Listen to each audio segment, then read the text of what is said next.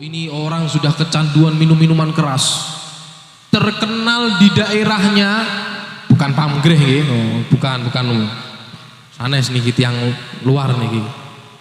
Ini orang terkenal di daerahnya jelek, masya Allah. Semua orang nganggep orang ini adalah orang buruk, ahli maksiat, dijauhin, dimusuhin, diomongin, dicaci, dimaki, dah sama orang-orang habis. Suatu saat pemabuk berat ini meninggal dunia. Karena satu warga masyarakat semuanya nggak ada yang seneng sama orang ini, akhirnya nggak ada yang mau ngurus jenazahnya. Subhanallah, ini orang yang tukang mabuk ini nggak ada yang ngurus jenazahnya, sampai istrinya bingung cari siapa yang mau memandikan jenazah ini. Akhirnya istrinya sampai cari orang, bayar orang untuk mandikan jenazah. Setelah suaminya dimandikan, selesai semua siap dikafani, mau disolati. Ketika mau disolatin di dalam masjid, tidak ada satupun orang datang mau nyolatin ini orang. Allah, wah, semua orang anggap orang ini jelek, buruk. Akhirnya sama sang istri ini sudah pasrah, dibawa itu suaminya, diangkat, ditaruh di pinggir jalan sudah. Dah, silahkan siapa yang mau nyolatin, siapa yang mau nguburin, siapa yang mau ngurus, yang mau ngerumat, silahkan dah, siapa bebas.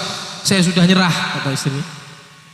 Subhanallah, di dalam daerah tadi terdapat seorang wali, yang mana wali ini nggak pernah keluar dari rumahnya. Ini wali kholwat, sembunyi di dalam rumahnya, ibadah full. Terkenal ini wali. Suatu daerah, bahkan luar daerah pun tahu semua sama wali ini. Tiba-tiba wali yang nggak pernah keluar rumah ini tahu-tahu keluar dari rumah di hari itu.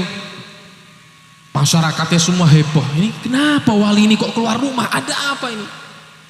Pasti ada isyarah, pasti ada petunjuk ini, pasti wali ini menginginkan sesuatu. Akhirnya pada datang, heboh semua satu warga. Tanya sama wali ini, wahai wali, wahai guru, kenapa engkau keluar dari rumah tidak seperti biasanya?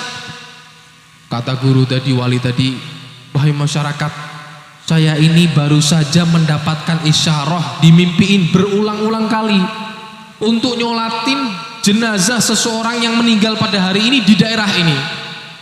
Subhanallah, itu warga masyarakat semuanya tidak ada yang tahu ada yang meninggal kecuali pemabuk berat tadi itu. Hanya satu orang itu saja yang meninggal di hari itu. Mereka bicara sama wali, wahai wali, wahai guru, nggak ada yang meninggal hari ini, nggak ada orang soleh yang meninggal.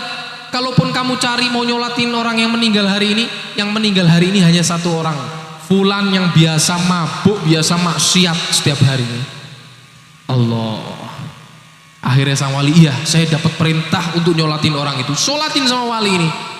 Setelah disolatin, dikubur di makam ini orang, sang wali tadi tanya sama keluarganya. Masyarakat pun heran semua, kok bisa ini orang yang dianggap buruk, yang biasa mabuk, masya Allah, tapi Allah subhanahu wa ta'ala memerintahkan pada wali ini untuk nyolatin itu orang. Tanya sama istrinya, wahai istri dari fulan, wahai ibu, kenapa dan gimana resep kok bisa orang ini yang dikenal adalah orang buruk merupakan salah seorang kekasihnya Allah subhanahu wa ta'ala. Akhirnya sang istri pun bicara begini, wahai guru, wahai syekh, saya ini memang melihat suami saya ini banyak melakukan perbuatan dosa, tetapi ada dua hal istimewa yang saya lihat dari suami saya. Nah, ini dua hal istimewa yang harus kita pelajari. Bukan mabuknya, bukan maksiat-maksiatnya, tetapi dua istimewa ini yang harus kita lihat. Dua resep inilah yang menyebabkan sang suami tadi yang merupakan ahli maksiat menjadi kekasih Allah subhanahu wa ta'ala. Resep nopo niku? Kata istrinya yang pertama, suami saya seumur hidup saya tidak pernah melihat suami saya meninggalkan sholat. Allah. Dan suami saya ini kalau mabuk, kalau dia minum minuman keras, itu pasti dia lakukan setelah sembahyang sholat isya. Pasti. Dan dia nggak pernah ninggalin sholat sama sekali seumur hidup saya. Itu kalau sudah selesai sholat isya, dia minum minuman keras di luar begini begitu. Nanti kalau sudah jam 2 malam dia datang ke rumah ini, dia kembali, dia melakukan mandi dia, tobat dia, nangis dia di malam hari kepada Allah subhanahu wa ta'ala, nyesel. Ya Allah, saya ini banyak dosa, saya banyak maksiat, saya begini begitu. Sampai datang waktu subuh, dia sholat subuh berjamaah. Sallu ala Nabi Muhammad. Yang biasa diremehin sama orang-orang, tetapi seumur hidupnya nggak pernah ninggalin sholat. Aku lolan jenengan niki masya Allah tampilan itu gitu ya api-api nggih. Wah, pendino sholawatan. Wah, teko sebelum maghrib wis gelar karpet sih. Ono. Wah, bubar sholawatan durung sholat maghrib, durung sholat isya tekan omah jam 2 ngantuk turu subuh kebablasan. Ono. Teko sholawatan tapi ora sholat. Ono. Hati-hati. Orang kalau sudah nggak sholat, ninggalin sholat itu tempatnya, saya nggak mau bilang neraka, nggak. Hati-hati, rawan. Kenapa? Karena Islam sama bukan Islam itu yang membedakan sholat. Oh, sampean sholawatan kalau perlu nganti alambiu al-mulutu niki ucul, mulutnya jenengan ucul sholawatan. Kalau perlu mahalul qiyam nangis ya Rasulullah. Tapi sembahyang subuh ditinggal percuma. Gaya apa? Padha wae jenengan kelamben tapi orang nganggu katok. Pakai sabuk tapi nggak pakai celana, pakai baju nggak pakai celana. Ini ninggalin yang wajib demi yang sunnah, salah. Jangan pernah kita tinggal yang namanya sholat. Shallu ala Nabi Muhammad. Dan yang kedua kata istrinya, nih luar biasanya orang ini. Selama saya hidup, saya itu melihat suami saya ini walaupun dia diremehin orang, dianggap orang suka mabuk dan lain sebagainya, saya melihat sisi baik suami saya selalu merhatikan anak yatim.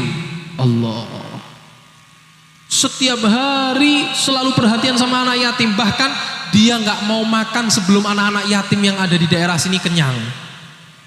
Dia nggak mau beli pakaian baru sebelum anak-anak yatim yang ada di daerah sini pakaiannya baru dulu, baru dia beli pakaian.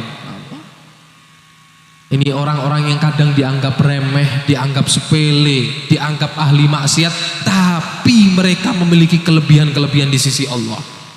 Oleh karena itu saya sampaikan, sirrullah fi khalqih. Allah itu punya rahasia di dalam makhluknya.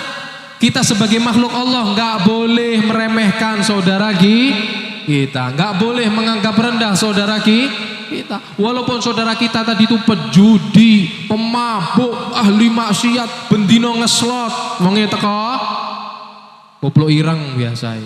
Buri tapi orang nang arep buri. Kelopok ireng kelambine putih. Waduh. Allahumma sholli ala Muhammad. Boten. Wis tong mriki niki soleh-soleh kabeh.